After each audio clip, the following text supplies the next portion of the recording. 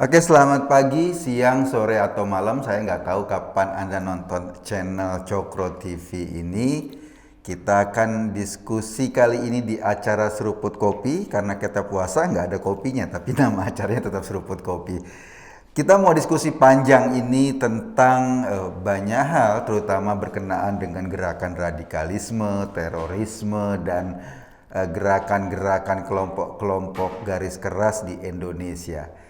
Saya kedatangan tamu, salah seorang guru yang ilmunya banyak ditimba oleh teman-teman semua, terutama orang-orang yang bergerak untuk memperhatikan soal radikalisme di Indonesia.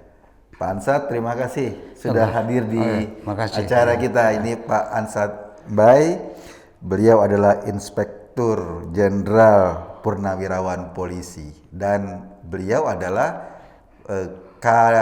Kepala BNPT pertama, Pak Ansat ya? Iya. Jadi kalau Kepala BNPT pertama pasti banyak tahu tentang datasemen anti teror ini, tahu tentang bagaimana penanganan terorisme di Indonesia. Saya ingin mulai dengan pertanyaan gini, Pak Ansat. Pak Ansat, terorisme di zaman Bapak dulu dengan sekarang ini gimana Bapak menilai? Makin meningkat, menurun, atau nggak ada perubahan atau gimana? Iya, dinamika terorisme itu ya relatif ya. Nah, kita mau bilang turun, ya besok tahu-tahu ada bom terus naik. Yang jelas bahwa terorisme ini masih tetap menjadi ancaman yang nyata bagi kemanusiaan. Ya. Kemanusiaan ini dalam arti bahwa satu serangan terorisme di salah satu titik di negeri kita itu semua manusia di bumi ini merasa semua terancam. Oh iya. Itu ancaman kemanusiaan di situ. Kalau kita lihat frekuensi serangan terorisme dalam arti seperti terjadinya bom kalau kita bandingkan dengan awal-awalnya, misalnya ada bom Bali, kemudian terus disusul Bali 1, kemudian ada serangan di kedubes Australia, kemudian di Marriott Hotel, kemudian Bali 2, segala macam. Kalau kita bandingkan dengan peristiwa itu, saat ini yang kelihatannya agak turun ya. Tapi bukan berarti bahwa ancaman itu menurun.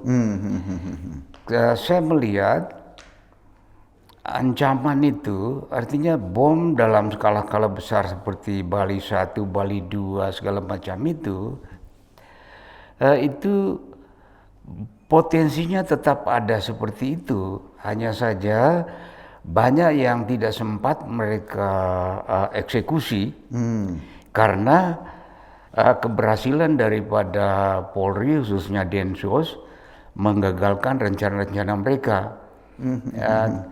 Saya melihat ya dari tahun 2012 kemudian 13 itu sudah mulai ada berbeda pendekatan yang dilakukan oleh Polri khususnya Densus, ya termasuk BNPT di sini, yaitu lebih proaktif. Dalam arti tidak menunggu ada bom dulu, baru mereka melakukan penangkapan. Justru bahkan lebih meningkat itu pada tahun sekitar 2014 itu sudah mulai penangkapan teroris itu umumnya sebelum mereka beraksi. Apalagi setelah undang-undang yang diperkuat, revisi itu ya. Undang-undang nomor 5 itu yang memungkinkan Polri bisa bertindak lebih proaktif. Nah, itu saya lihat hasilnya nyata ya. Dari jumlah teroris justru lebih banyak sebetulnya yang ditangkap. Hanya bomnya berkurang. Jadi itu kalau saya melihat itu satu indikasi bahwa artinya pola operasi yang dilakukan oleh Densus itu ya sudah cukup efektif. Walaupun kalau soal kebobolan seperti Makassar itu tidak bisa dijadikan satu ukuran bahwa mereka gagal ya. Karena kalau kita bicara gagal atau kebobolan soal ancaman terorisme ini, tidak ada negara yang tidak kebobolan. Bahkan sekelas Amerika tidak ada. sendiri. Kita lihat Amerika itu dulu kan dia sangat pede ya.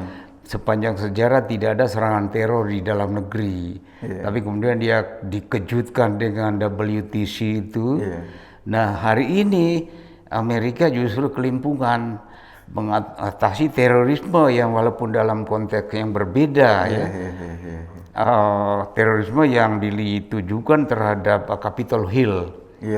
Nah, mereka kelihatan kelimpungan karena kelihatannya baru kali ini mereka menghadapi aksi-aksi kekerasan yang berakar pada rasisme. Nah, rasisme ini ditarik lebih jauh lagi oleh kelompok-kelompok yang disebut dengan white supremacist. Nah, di situ mereka menghadapi masalah juga di sana, sehingga mereka sendiri mengakui ya bangsa Amerika terbelah. Apalagi pasca pemilu kemarin kan? Iya, apalagi pasca pemilu kemarin. Ya karena memang ya Presiden Trump sendiri yang dengan programnya itu America First yang dikonotasikan dengan white supremacist ini, sehingga muncul reaksi dari hitam dan reaksi dari hitam ini yang kemudian memuncak dengan matinya itu George Floyd itu reaksi. Kemudian ada reaksi lagi dari white. Justru sekarang yang dihantam warga negara Amerika turunan Asia. Iya benar. Ini sudah mirip-mirip kayak kita gitu. Mirip-mirip kayak kita. Jadi soal kebobolan itu tidak ada negara yang tidak kebobolan. Atau katakanlah intelijen katanya yang paling hebat itu Mossad Israel. Nah dia kayak makan obat 3 kali sehari itu bom di sana. Iya benar. oleh Hamas. Artinya bahwa aksi-aksi terorisme dalam berbagai bentuknya itu sebetulnya tetap menjadi ancaman serius. Tetap menjadi ancaman serius. Nah justru saya melihat ada satu perkembangan baru ya yang saya amati. Ini pernah saya kemukakan juga dalam satu seminar ya yang dipandu dari Singapura. Di situ muncul suatu gejala di mana terorisme ini menjadi satu alat dalam kompetisi politik. Khususnya dalam Pilpres. Ada 2 di sini yang sangat menonjol, yang saya perhatikan betul di sini ya. Antara Amerika dan Indonesia.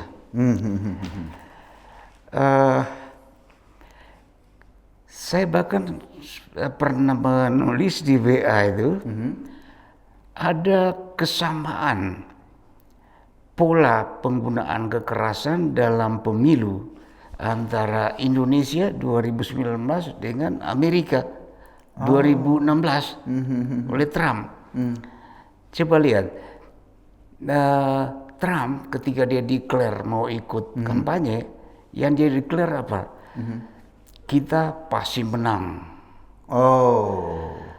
Kalau kalah pasti curang. Istilahnya the election rig dicurangi. Indonesia kan terjadi dengan pola yang sama statementnya ya. Persis sama. Nah ini kalau saya lihat ya, kalau kita ikut seperti ada satu guru ini yang menggunakan teori post truth ya. Jadi dengan declare ini kemudian mereka terus menyemburkan hoax, sehingga ya berita bohong berulang-ulang, lama-lama orang percaya. Iya. Nah, risikonya apa di pemilu itu? Di Amerika maupun di kita, ketika perhitungan suara diumumkan, ini nggak mau terima. Iya, pasti jadi konflik ya. Ini pasti dicurangi dan banyak orang percaya. Iya. Nah, disinilah mereka menggunakan itu di lapangan, orang-orang yang bikin kerusuhan untuk merubah, untuk menolak hasil pemilu itu. Ini persis sama Trump, masanya Trump dengan di kita. Di kita. Di kita kan pasti, di kita bahkan ada langsung di dalam spanduk. Kalau bukan kita siapa lagi? Kalau bukan sekarang kapan lagi? Kemudian hoax dulu kan ada Saracen, kemudian MCA. Isinya kan semua itu. Semua sama. Membuli KPU dulu, dihajar. Setelah di Amerika juga begitu saya lihat. Persis. Di perhitungan salah satu state itu, Georgia atau mana ya, di gedung tempat penghitungan suara, FBI sempat menangkap 2 orang bersenjata di dekat gedung itu. Wow. Nah, di kita Sama demo ketika KPU. geruduk Bawaslu, Iya. ya ditangkap bahkan satu kelompok orang yang sudah yang targetnya 4 pejabat pemerintah tingkat tinggi itu. Iya. Ini persis sama. Dan tuntutannya sama, curang sampai di Ini MK menarik pun. sekali, Pak. Bahwa pertama ini- akarnya beda kan? Iya. Ini yang saya lihat ke depan ini pemilu yang harus diwaspadai. Pola-pola seperti ini. Dan dulu saya ingat menjelang dalam masa kampanye pemilu kita, kan ada muncul itu teorinya untuk memenangkan satu kompetisi politik itu. Ada teorinya mereka, ada disebut yang Firehose. Pokoknya bagaimana menyerang lawan itu dengan berita-berita yang nggak benar ini. Ya, itu persis sama Amerika dan kita. Nah, saya tidak tahu. Jadi saya yakin itu gurunya sama. Nah, ini dia. Padahal kan kalau lihat, coba Anda perhatikan. Waktu Trump itu mau kampanye, pertama, ada tokoh politik dari kita yang hadir. Iya benar. Ingat nggak? Iya benar. Ada kan? Ya ada. Iya. Saya baru sadar itu. Ingat nggak itu? Iya. Padahal kan kalau dilihat ya di Indonesia waktu itu menggunakan isu agama Islam ya terutama ya isu karena agama. di sini menggunakan Nah, di sana- white supremacy kan. Ini kan white dua akar yang supremacy. beda tapi kok sama Rasis di polanya. sana. Ini menarik kok. Pak. Ini saya kemukakannya di seminar itu saya bilang ini yang harus kita waspadai. Jadi bahwa dua-duanya, bahwa masalah radikalisme, terorisme ini betul-betul akan merupakan ancaman serius bagi demokrasi. Proses demokrasi. Jadi memang mereka akan menggunakan momen-momen demokrasi seperti pemilu untuk membuat kekacauan. Iya, Pak, ya? ya karena kan pemilu itu ya sudah dekat dengan puncak kekuasaan kan. Menang pemilu berarti pegang kekuasaan. Iya. Jadi di situ mereka fight benar ini.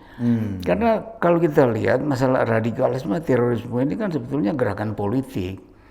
Gerakan politik yang sudah lama mereka terus berjuang, berusaha, tetapi ternyata setiap kali pemilu itu ya kalah terus. Karena nggak ada yang minat. Kalah terus. Jadi mereka mencari cara di luar Cara-cara biasa gitu ya. cara-cara yang beradab untuk satu demokrasi. Iya. Atau bisa kita lihat mungkin mereka sudah selesai pemilu, dapat kursi di parlemen sedikit, ya kalah voting, ya ambil bom. Nah, ini yang jadi masalah. Ini yang jadi masalah. Ya sebetulnya saya sendiri sering mengatakan bahwa ya Anda mau berkuasa itu sah, itu boleh. Tapi sudah ada kan koridornya, caranya. Ya, jangan sampai Anda kalah tidak mengakui, ambil bom. Sudah di DPR nanti masuk, Anda kalah voting ambil bom. Ya, ini yang nggak boleh. Makanya sebetulnya para expert juga banyak itu yang merekomendasikan salah satu cara untuk mencegah terorisme ini adalah salurkan mereka ke jalur politik yang normal. Salurkan ke jalur politik yang normal. Tapi masalahnya sekarang saya lihat di kita, justru yang kita harapkan normal berpolitik, justru lebih favorit merekrut para teroris. Nah, ini saya lihat yang menjadi berbeda ya dengan yang dulu. Nah, kalau saya lihat sampai dengan tahun 2012 ya, belum BNPT, saya masih DKPT waktu itu. Saya melihat kalau kita bicara teroris, ya teroris itu yang di lapangan, yang bom, yang membantai orang. Saya sendiri sering ditanya oleh para dubes-dubes dari negara asing di sini, mereka menyatakan salah satu ormas kita yang sekarang dilarang, ya FPI. Kenapa FPI itu tidak diberlakukan undang-undang terorisme katanya? Oh, saya malah bela. Oh tidak, dia belum terorisme. Waktu itu Dia baru demo-demo itu untuk menentang maksiat, judi segala macam di lapangan. Dia belum sampai ke situ. Saya bela itu. Tapi hari ini saya kaget. Saya kaget betul setelah peristiwa bom di Katedral Makassar itu. Bahwa dan kemudian hasil temuan Densus di Condet, Bekasi dan Bandung itu. Saya kaget karena ternyata yang terlibat itu mayoritas orang FPI. Dan lucunya lagi ya, ini fakta ya. Nah, orang yang terlibat ini orang yang berbaiat ke ISIS. Mungkin waktu itu kelompoknya pakai nama JAD atau apa, tapi orang-orangnya kebanyakan dari FPI. Ya petinggi FPI Munarman hadir. Ada di situ. Dan fakta pendukung lagi, yang namanya Ustadz Bustar 2015 itu dia panitia berbaiat itu. Sekarang ini dialah tokoh ideolog dari calon-calon pengantin yang disiapkan itu. Karena bom di Katedral Makassar itu bukan satu pengantin, ada beberapa itu. Yang di Makassar sebetulnya beberapa ya? Banyak. Nah, sebelum Makassar satu pasang itu kan di Jolo. Di Jolo 2019. Ya itu satu grup ini. Nah, yang di Jolo itu sepasang suami istri yang gagal masuk Suriah. Tahun 2016 telah dibaiat itu, berbaiat 2015. Itu mereka berusaha ke Suriah, sudah sampai di Turki. Tapi gagal menyeberang di situ, sudah ditangkap oleh pemerintahan Turki dan deportasi. Nah, 2016 itu sampai di sini sekitar 2017 kemudian mereka kembali, tahu-tahu mencolok ke Jolo, Filipina Selatan. Ini ternyata ini satu grup ini dengan para pengantin dan calon-calon pengantin lain ini. Dan di situ ada Munarman. Iya. Mereka berbaiat langsung ke ISIS itu.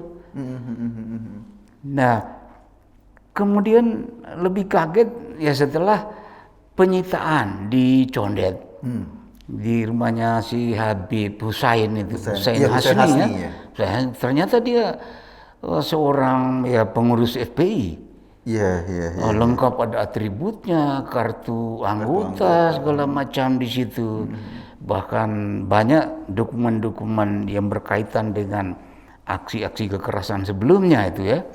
Mengejutkan di situ ditemukan bahan baku bom high explosive TATP itu sampai 4 kg di Condet Bekasi itu 700 gram. Dari 4.700 gram itu dibandingkan dengan casing yang mereka siapkan, pipa-pipa kecil itu, menurut ahli bom itu bisa dijadikan 200 bom. 200 bom. 200 bom. Wow. Dan apa ya lebih mengejutkan itu ya dari pengakuan si Habibnya sendiri ini bahwa itu akan didistribusikan di DPC FPI. FPI se-Jakarta dan Jawa Barat. Wow. Lah ini itu artinya kalau tidak bisa digagalkan, ya Jakarta ini mandi bom sama Jawa Barat. Ini targetnya. Dan targetnya itu jelas, mereka terang-terangan kok mengaku itu, ya untuk membuat kerusuhan dalam rangka menuntut pembebasan bosnya. Jadi hanya untuk seorang Rizik, Jakarta harus Jakarta mau dijadikan lautan luar bom. biasa. Nah, ini saya lihat perkembangan sangat menonjol ya. Perbedaan dengan aksi-aksi teror sebelumnya dan ini. Karena di sini kalau kita bicara FPI kan ormas politik. Yang tadinya teror itu main di lapangan ya teroris, mereka ini seperti tidak ada kaitan. Politik mereka, politik yang juga suka dipakai oleh parpol-parpol para kompetitor ini di TV, mereka digunakan ini. Dan mereka inilah yang bikin rame Jakarta terus itu, menyebarkan ya hoax itu, isu-isu itu. Apalagi isu-isu yang dilabelkan keagamaan. Nah, ini persis sekarang itu persis sama. Nah, apa seperti yang isi dari wasiatnya pengantin yang si ZA ini, ya dengan tema-temanya itu persis itu. Nah, seperti Cepo yang menarik dari ZA itu dilarang ZA bapak ini yang kemarin di Mabes Polri, Pak ya? Ya, yang menyerang Mabes Polri. Melarang bapaknya namanya tidak usah ke bank. Ini kelihatan kecil, tapi sebetulnya ini cukup mendalam ini. Dia paham betul mengapa dia melakukan aksi kekerasan ini. Karena memang sejak awal ini yang saya bilang gerakan politik tadi yang selalu gagal ini kan. Terus mereka mencari bahwa ini karena perbuatan orang lain, karena Barat yang selalu mempertahankan supremasi, superioritas mereka yang bersifat eksploitatif di dunia Muslim. Eksploitatif ini bidang ekonomi, bidang politik, budaya, hukum dan sebagainya. Mereka mendominasi. Salah satunya eksploitasi bidang ekonomi apa? Ini mereka pintar bank. Karena bahwa sumber daya alam, kekayaan di dunia Muslim dia karunia oleh Tuhan ini dengan minyak tapi yang menikmati sana ini karena perbankan, sistem perbankan. Dan itu sama itu di pengantin di Filipina, di Makassar juga. Makassar persis sama. Tentang bank juga, Pak ya. Dan coba lihat di rangkaian peristiwa yang lain ya. Di Depok ada pasar yang menggunakan dinar. Pasar muamalah. Ini kan satu rangkaian semua dalam rangka untuk jangan pakai bank. Jangan pakai uang, ini kafir semua, produk kafir. Kan ini yang saya yakin itu semua sangat berkaitan. Gitu. Jadi sebetulnya intinya kebencian pada sistem. Kebencian ya kepada satu sistem yang begitu superior dan ini tidak adil, harus dirubah. Merubah dengan cara yang normal tidak bisa. Bahkan awal-awalnya muncul statement itu dari para teroris ya seperti Al-Qaeda. Ya ini ketidakadilan ini harus dirubah. Tetapi untuk merubah itu dengan cara normal tidak mungkin. Ya cara kekerasan yang mereka pakai itu Bahkan dikatakan PBB nonsen.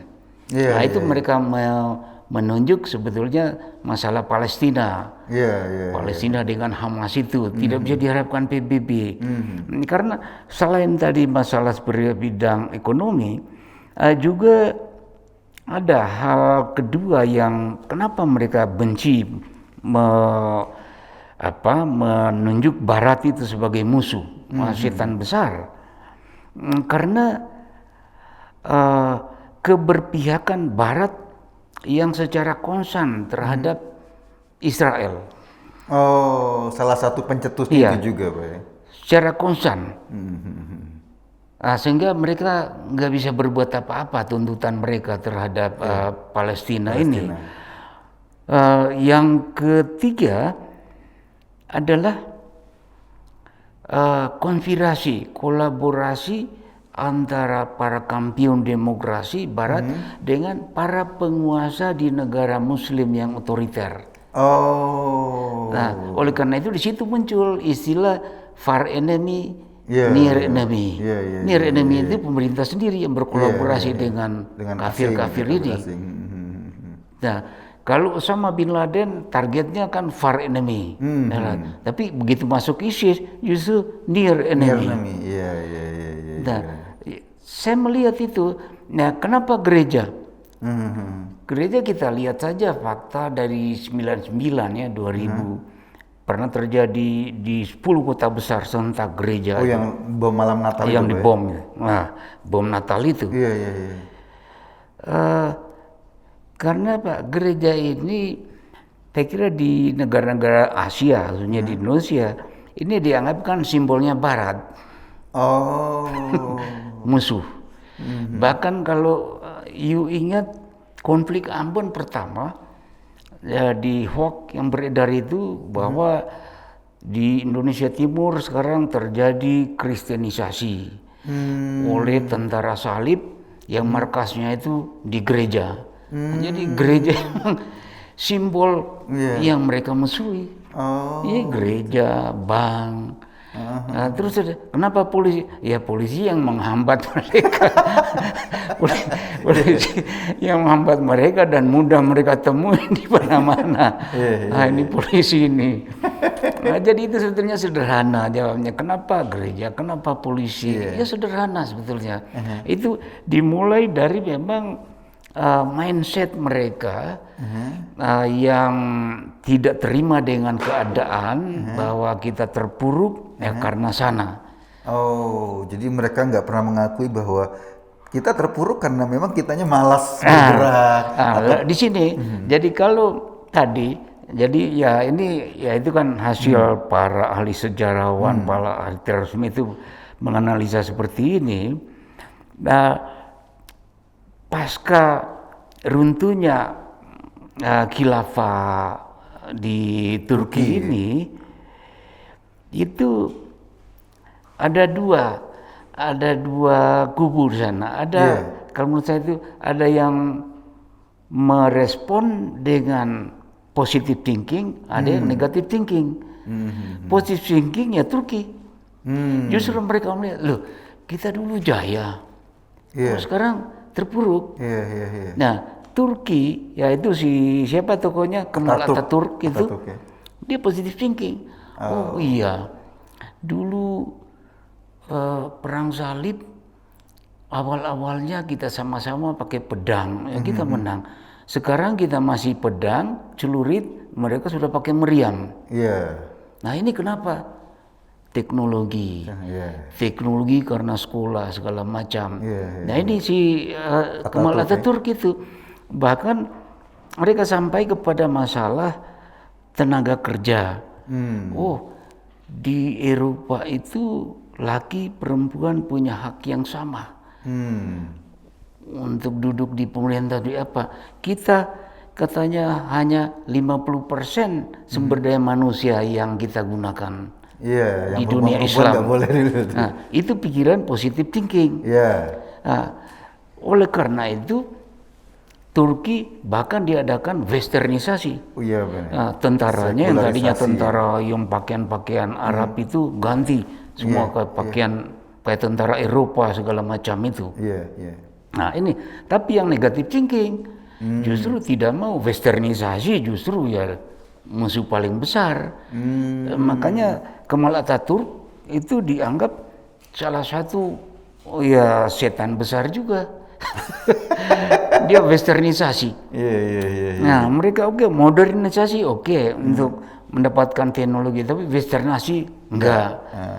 Nah ini jadi permusuhan terhadap Barat itu terus-terusan di situ. Iya, iya. Nah ini sebetulnya muncul dari para pemikir yang cukup cerdas seperti Hasan al-Banna itu, Iya. mendirikan Ikhwan Muslimin, Said Qutb, Al-Maududi segala macam. Tapi justru pemikiran mereka ini kemudian dielaborasi yang kemudian menjadi ideologi yang disebut ideologi radikal ini, radikalisme. Nah itu ideologinya itu Muslim terpuruk karena kolonialisme, imperialisme, mereka menjajah kita. Bahkan Muslim sudah tercabut dari akarnya, hukum berlaku hukum kafir, sistem politik Barat semua. Demokrasi. Tadinya kerajaan-kerajaan Islam seperti Turki itu kan ya seperti Jordan, Israel sekarang, Syria, itu kan satu. Tapi dicabik-cabik, dipecah-pecah Di negara-negara, oleh Barat. ya. Nah itu dominasi politik dari Barat itu. Nah ini pikiran ini. Oleh karena itu, wah ini kurang ajar, ini memang Barat, ini kafir. Sedangkan mereka membayangkan dulu bahkan Imperium Roma itu tunduk pada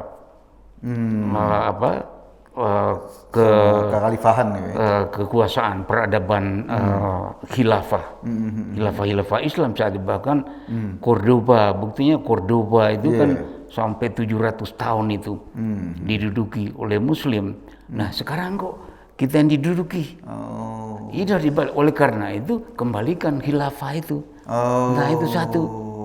Nah untuk menegakkan khilafah, kemudian hukum kita mestinya hukum dari Tuhan, syariat itu, syariat Islam. Sekarang kita pakai hukum Barat, hukum kafir. Nah untuk bisa menegakkan hukum Tuhan ini, syariat, maka harus punya kekuasaan dulu, khilafah dulu. Jadi dua ini, khilafah dan syariat. Jadi mereka kejar dulu kekuasaan politik untuk ini.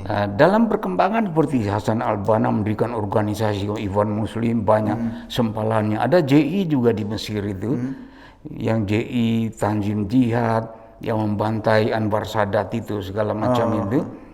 Ya, mereka ikut jalur politik juga, tapi ya selalu kalah itu. Sehingga kekerasan. Ya, kita selalu gagal mau bikin khilafah, mau negakkan syariat. Ya karena dicegat oleh kafir. Yang mencegah ini selalu yang tidak setuju kafir. Kafir ya pemerintah yang ada sekarang ini. Makanya sering terjadilah tuh aksi kekerasan melawan pemerintah. Itulah kemudian menjadi ideologi mereka, mendirikan khilafah untuk menegakkan syariat Islam. Jadi sebetulnya mereka berlaku seperti itu ideologinya ideologi minder nih Pak ya. Jadi karena merasa kalah, merasa melawan sesuatu yang mereka nggak bisa bersaing secara rasional, akhirnya bikin kekerasan gitu ya. Iya, satu-satunya yang bom yang murah itu kan, paling gampang bom, pakai bom aja. Nah, dan kita lihat setiap aksi terorisme itu tuntutannya pasti kan selalu perubahan. Perubahan sistem politik kenegaraan. Itu selalu. Enggak jauh-jauh dari itu. Wah, kita harus khilafah karena dulu terbukti khilafah jaya. Pokoknya seperti Cordoba, itu jaya. Dulu orang-orang Barat banyak belajar katanya ke peradaban Islam itu di Cordoba. Kenapa sekarang terbalik betul? Kita jadi kere. Tapi yang menarik di Indonesia Pak, di Indonesia ini kan relatif ya. Hukumnya kita punya, katakanlah kita mengadopsi juga hukum-hukum agama kan. Ada kantor urusan agama, haji kita paling banyak seluruh dunia. Tapi kok terorisme malah banyak di sini. Padahal kalau kita mau jujur, negara itu sudah sangat mengadopsi. Iya justru itu. Ya, di sini kenapa? Jadi ada beberapa dalil-dalil agama yang mereka tafsirkan untuk melegitimasi kekerasan mereka. Oh. Nah, satu, dan ini sebetulnya bisa digunakan referensi yang aktual itu dari deklarasi hasil konferensi Al-Azhar, konferensi internasional Al-Azhar di Mesir tahun 2020. Februari 2020 itu dideklarasikan oleh pemimpin tertinggi dari Indonesia. Delegasinya ada 4 orang. Oh ya? Ada Profesor Quraisyah, Profesor Din Samsudin, ada TGB, ada satu dari pejabat Kementerian Agama. Jadi itu saya kira itu sangat kredibel untuk berlaku ya, bahwa radikalisme atau kalau orang Arab itu lebih sering menggunakan istilah ekstremisme. Ideologi ekstremisme ini dibangun di atas penyesatan atau manipulasi atau istilah lain distorsi terhadap beberapa dalil-dalil Al-Quran. Contoh, dalil tentang sistem kenegaraan. Ada dalil-dalil yang mereka pakai bahwa semua negara Muslim itu harus bentuk khilafah. Padahal ini menurut para ulama-ulama terkenal di sana, nah ini nggak benar.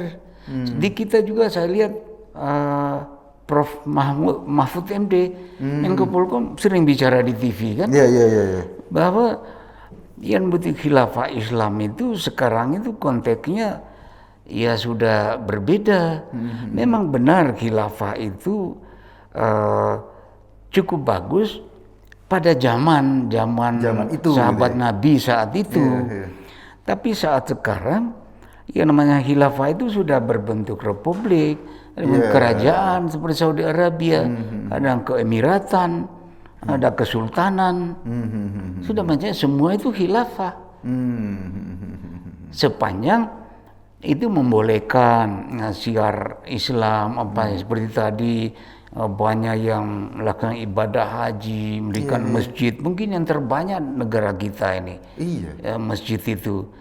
Jadi apa alasannya? Tapi bagi mereka, ya itu kafir, masjid juga dibom sama mereka. Polres Cirebon juga, masjid Cirebon, Polsek Cirebon, masjid Diror katanya, yang didirikan oleh pejabat kafir. Nah, ini jadi itu yang dibangun ideologinya khilafah. Nah, kemudian ada yang disebut, ini coba perhatikan nanti di kita faktanya ya, Abu Bakar Basir ya. Ada yang disebut Al-Hakimiyah. Al-Hakimiyah itu artinya pengertian bahwa di dunia ini tidak satupun manusia yang punya otoritas menentukan hukum.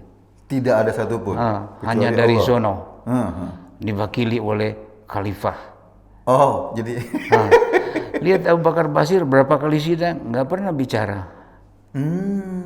Karena dia tidak mau diadili dengan hukum buatan manusia. Ini ideologi mereka ini. Nah, Al-Hakimiyah. Kemudian yang kedua dari mulai paham takfiri. Semua orang yang menghambat berdirinya khilafah, berlakunya syariat Islam menurut mereka, itu versi mereka, ini adalah kafir. Itu paham takfiri.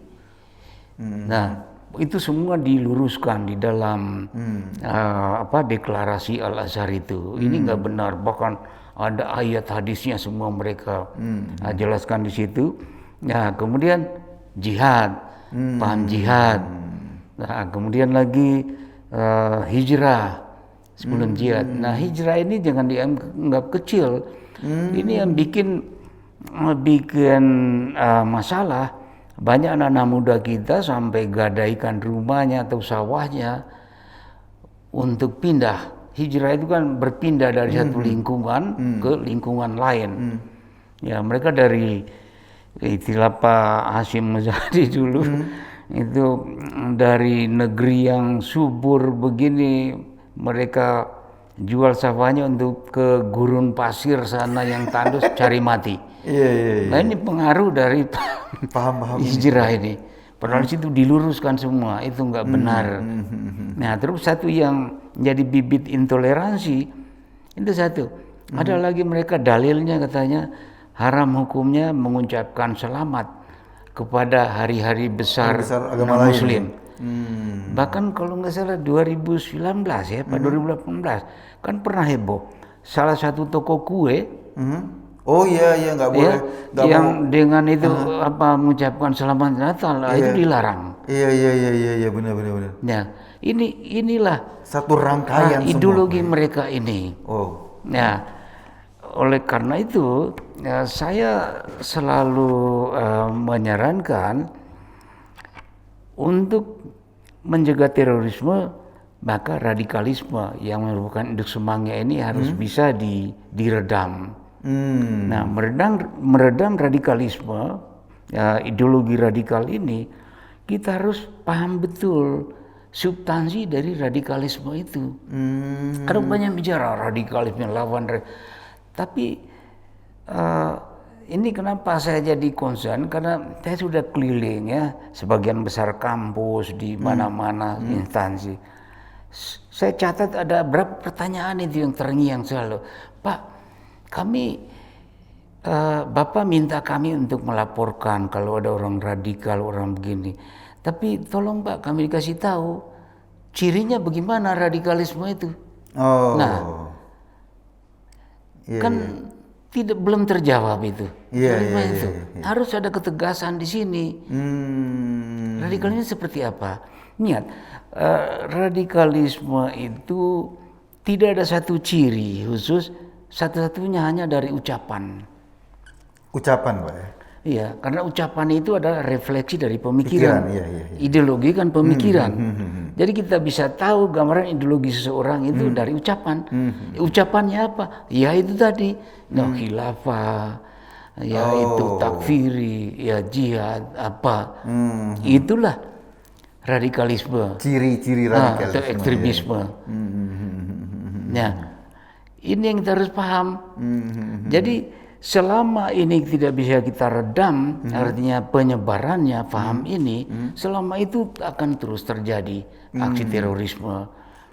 Nah, bahkan kalau mau secara simpel sebetulnya untuk masyarakat di bawah ya, kita bisa gunakan satu deskripsi yang sangat singkat tentang radikalisme dan terorisme ini. Gimana tuh? Sama ini ada seruan dari konferensi lintas agama sedunia tahun 2019, juga Februari 2019, dihadiri Paus, mewakili Kristen, Muslim itu dari Al Azhar Mesir sama Perdana Menteri Uni Emirat Arab. Nah, itu kata-katanya sederhana, berhentilah membawa-bawa nama Tuhan untuk menghalalkan aksi kekerasan, terorisme, pembunuhan, dan seterusnya. Nah, coba apa ini membawa nama Tuhan? Lihat aja di tengah jalan pakai toa. Takbir. Presiden kafir. PKI, takbir. Membawa nama Tuhan. Kan sederhana. Iya, benar. Nah, mestinya yang konkret begini, harus ada ketentuan ini, harus dilarang dan boleh dihukum. Iya, karena jelas itu kan kejahatan, sudah melanggar hukum. Memfitnah, misalnya seorang presiden jadi kafir, istana itu istana apa? Istana iblis, presidennya jin. Ini kan sudah kejahatan, membawa nama Tuhan. Padahal saya ingat di medsos beredar dari tokoh, saya kira Anda pasti tahu tuh. Anda mengatakan sedangkan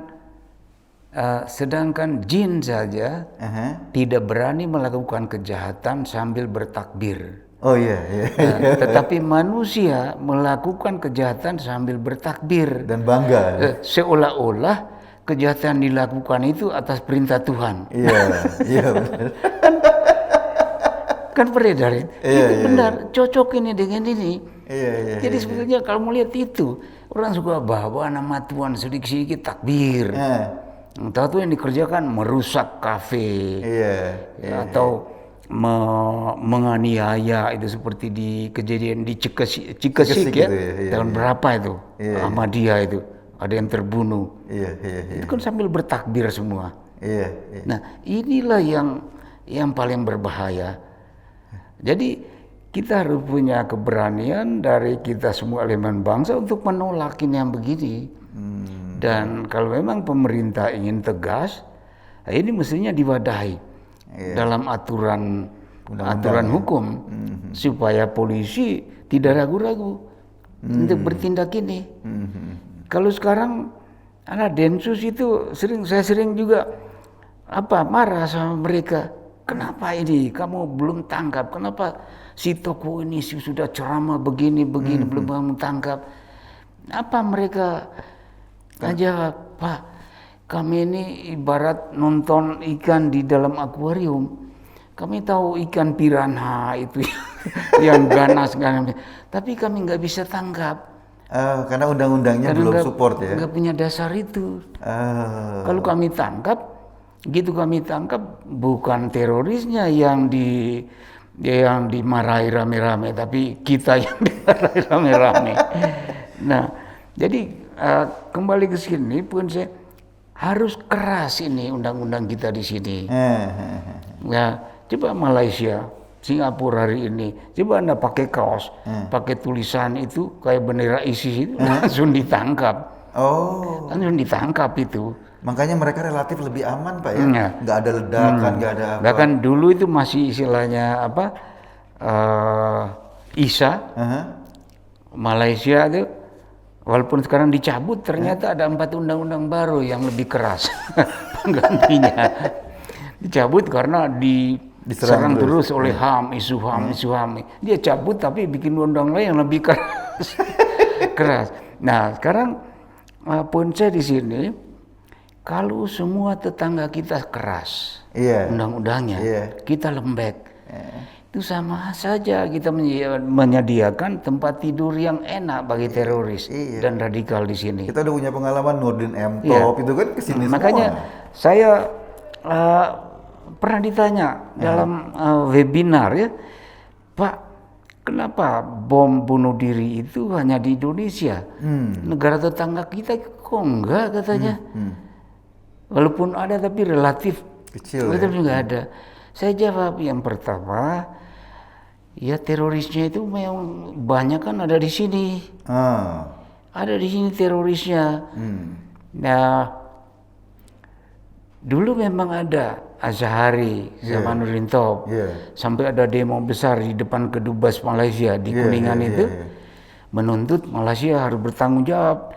Karena yang mimpin bom ini Azhari sama Nurdin Top. Apa jawab Dubes Malaysia? Iya benar dia orang Malaysia, tapi gurunya kan ada di sini. Basir itu. Nah, mau gimana? Iya.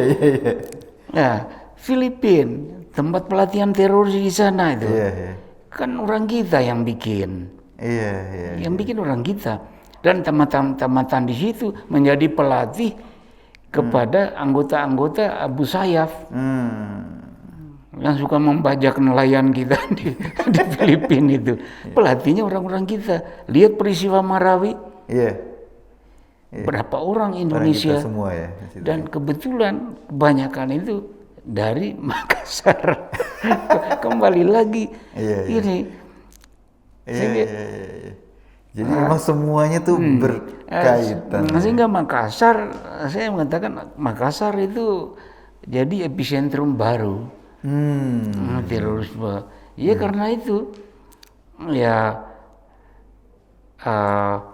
beberapa fakta itu yang menunjukkan yang pertama kalau kita lihat Makassar ini kan ada berdekatan dengan dua wilayah konflik, Poso dan Filipina Selatan. Iya, iya, iya. Nah, tadi pelaku kebanyakan dari sini. Nah, di Poso itu memang kalau dilihat para fighternya di hutan itu kebanyakan itu aslinya dari NTB, dari Bima. Oh. Dari Bima ke Poso itu pasti transit di Makassar dan di sana mereka biasanya ngendap dulu. Begitu operasi di Poso gencar, mereka pasti lari lagi ke Makassar, pulang ke Bima.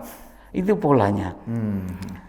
Nah, kemudian kalau kita lihat jalur bahan peledak dan senjata dari Filipina Selatan itu lewat Nunukan, Kaltim, Makassar, baru ke Surabaya. Ingat dulu ada Abu Omar itu, yang senjatanya digali itu di dalam hutan UI Depok. Oh iya, iya. Tahun berapa itu? 2011 atau berapa? Itu kan jalurnya. Jalur mereka di situ. Kemudian melihat latar belakang di Makassar, Sulawesi Selatan dan Sulawesi Barat itu kan memang basisnya NII.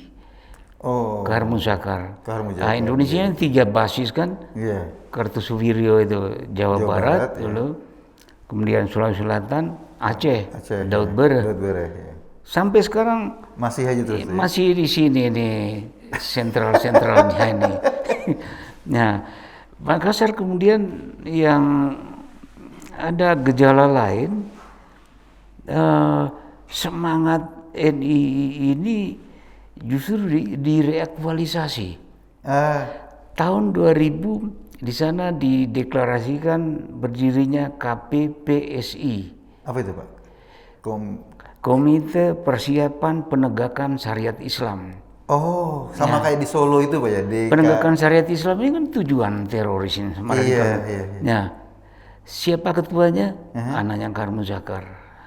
Oh. Aziz Kahar Muzakar. 2012 Cawagup. Iya. Ingat kan? Iya. Melawan petahana Yassin Limpo. Iya. Kalah tapi. Kalah, maju di MK. Iya. Nah, saya tahu betul karena saya diminta oleh pengacaranya Yassin Limpo ini, Adnan Buyung Nasution, dia minta saya sebagai saksi ahli di MK itu. Ketua majelis hakimnya Pak Mahfud MD ini. Nah, di situ. Nah, saya tanya Bang Buyung, kenapa saya? Begini Pak Mbay. Dalil mereka yang paling utama ini adalah bahwa mereka kalah karena petahana ini dalam kampanye dia keliling ke kantong-kantong pendukung mereka. Ini si KPPSI ini pendukung mereka dengan mengkampanyekan bahaya terorisme dan radikalisme hingga mereka kalah.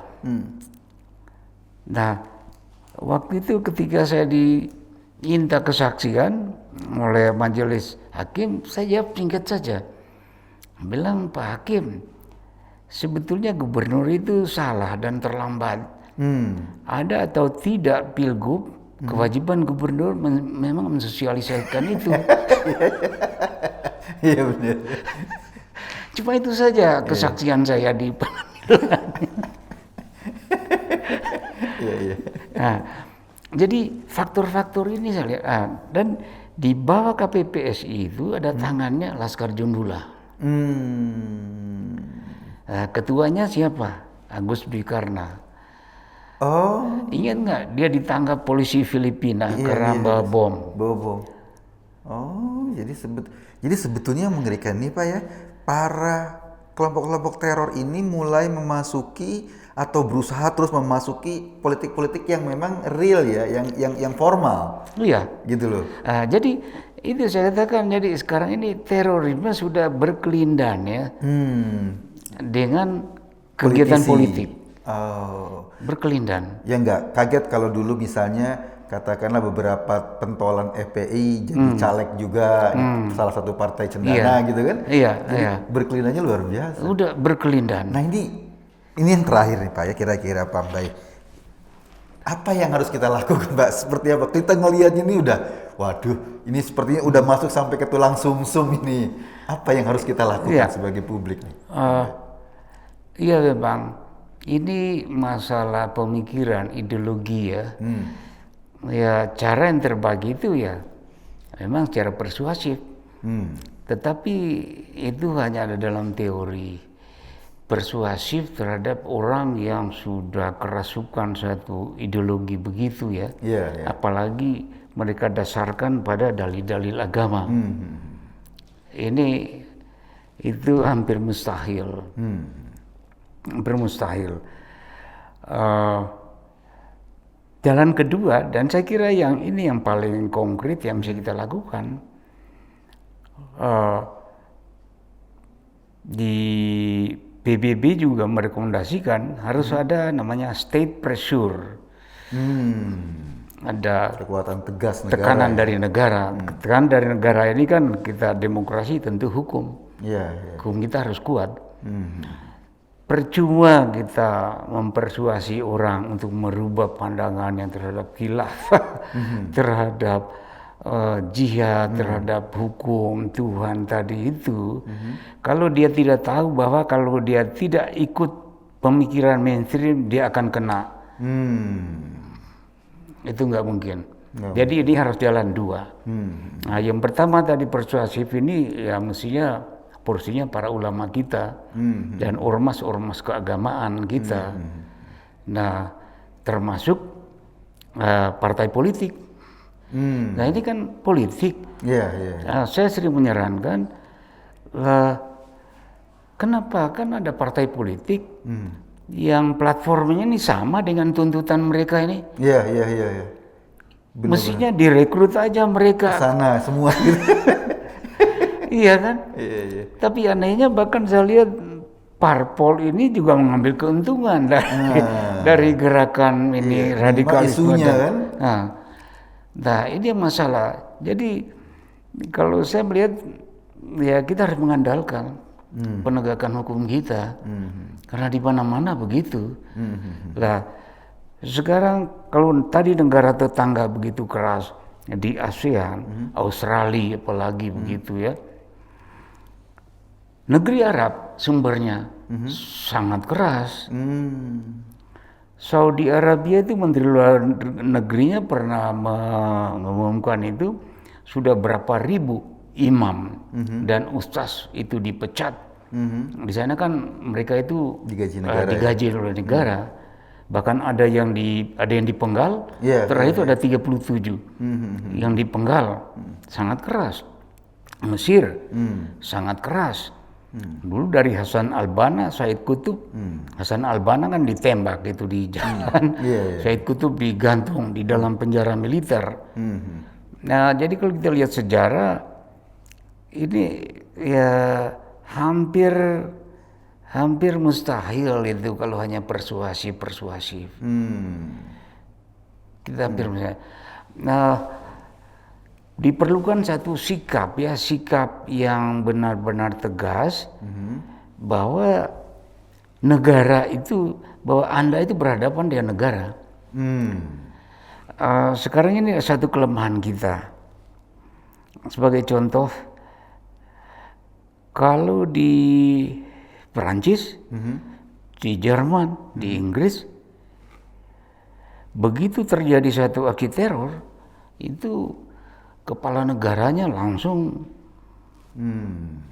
ambil corong di mimbar, mendeklar ini kejahatan, negara akan melawan ini, yang langsung memberikan direktif. Ini betul-betul kelihatan bahwa negara melawan. Nah, di kita karena sistemnya ini ya berbeda ya, mungkin kultur juga ya, agak masih soft. Terus bahkan banyak pihak yang selalu mengatakan, dari dulu saya ngalami tiap ada aksi teror, jangan kaitkan dengan agama. Tidak ada hubungan dengan agama. Ya betul, tidak ada agama yang mengajarkan itu. Tapi semua teroris merasa memperjuangkan agama. Kan ini yang masalah. Nah, saya paham. Para pejabat itu yang jangan mengaitkan agama untuk menghindari polemik, Eskalasi, kegaduhan lah ya. Karena ini kan menyangkut masalah politik, apalagi keagamaan. Apalagi di kita kan banyak sekali, saya lihat itu ada macam survei itu. Kita ini termasuk negara yang overdosis beragama. Nomor 3 kalau nggak salah. Jadi pemerintah pada saja selalu memperhatikan ini faktor ini. Untuk yang penting jangan gaduh dulu, tenang dulu. Tetapi ada risiko di sini. Itu artinya mengurangi fokus kita terhadap akar masalah yang sebenarnya. Iya, benar. Kalau kita bicara akar masalah, suka tidak suka kita harus masuk ke situ. Iya. Walaupun bukan berarti kita menjurai agama ini yang menyebabnya. Manipulasi atau distorsi pemahaman agama terhadap agama itu kita harus bicara di situ kan. Iya, benar. Biar kita lebih terbuka kan persoalannya di mana. Iya. Kita harus buka semua itu. Wah, itu berat.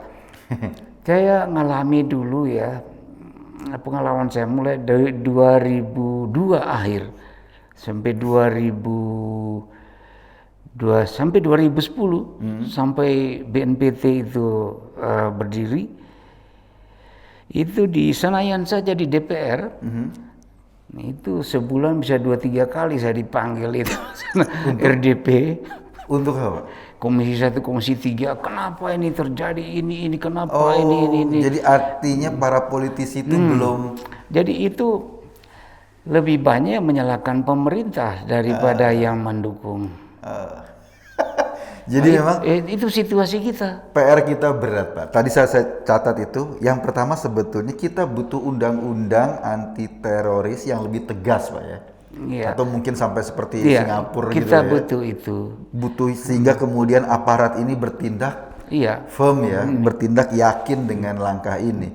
Yang kedua, tadi seperti Pak Mbak bilang bahwa pendekatan yang persuasif ini tetap dibutuhkan, tetapi peran aktif anggota masyarakat, ulama, MUI juga harus terlibat, para intelektual, bahkan partai politik. Nah ini yang persoalannya nih.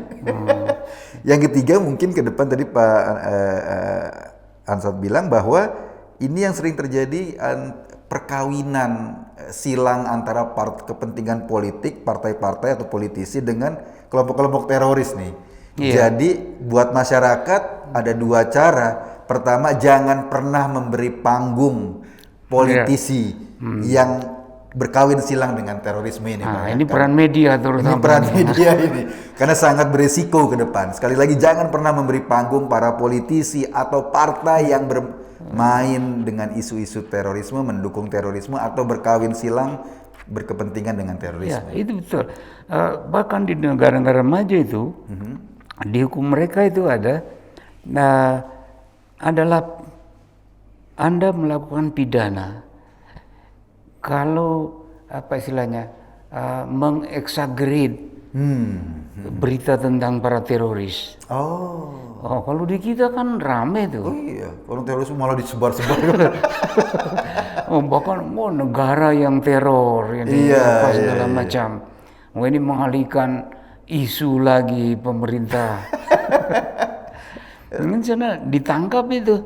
Harus yang macam-macam itu yang mestinya kita menyesuaikan. Benar. Karena masalah terorisme ini kan masalah global ya. Sumbernya juga satu dari sono, dari masalah pemahaman sejarah ya politik yang mencari legitimasi dalam dalil agama ini ya. Itu sama semua. Nah, artinya tindakan kita, langkah kita harus sama semua. Nah, kalau tidak di sana keras, kita lembek. Ya kita jadi sarangnya di situ. Jadi sarang ya. Dan selalu menarik kalau kita bicara soal radikalisme dan terorisme, karena tadi seperti digambarkan Pak Asad Mbai, ini kayaknya kalau kita nengok ke kiri, tetangga kita mungkin ada yang berciri kayak gitu. Nengok ke kanan, mungkin tetangga sebelah kanan kita ada yang berciri seperti itu. Artinya apa? Artinya problem radikalisme, terorisme sudah menjadi kanker besar di bangsa ini.